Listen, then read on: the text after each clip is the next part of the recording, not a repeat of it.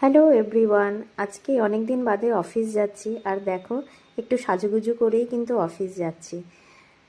Actually আমার লাইফে অনেক রকমের চ্যালেঞ্জ চলছে, পার্সোনাল লাইফ, ফ্যামিলি সব মিলিয়ে মাথার ভেতরে অনেক প্রেশার। এর মধ্যেই অফিসে একটা বিশাল বড় চ্যালেঞ্জ সামনে এসেছিল। লাস্ট 3 সপ্তাহ ধরে আমি সেটাই হ্যান্ডেল করছি। সত্যি বলছি, প্রথমে খুব ভয় পেয়েছিলাম। মনে হচ্ছিল এত কিছু একসাথে আমি পারবো তো। কারণ ওই সময় মিঠির অ্যানুয়াল এক্সাম চলছিল, একদিকে অফিস প্রেশার আর একদিকে বাড়ির দায়িত্ব, সব মিলিয়ে অনেস্টলি খুব টেনশন লাগছিল। কিন্তু একটা সময় নিজেকে বললাম, ভয় পেলেই তো চ্যালেঞ্জ ডিসঅ্যাপিয়ার হবে না।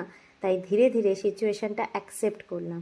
প্রতিদিন একটু একটু করে কাজ করলাম। সব পারফেক্ট হয়নি, কিন্তু কিছু ভুলও হয়েছে, কিছু রাত প্রচুর টেনশনে কেটেছে। কিন্তু আমি থামিনি।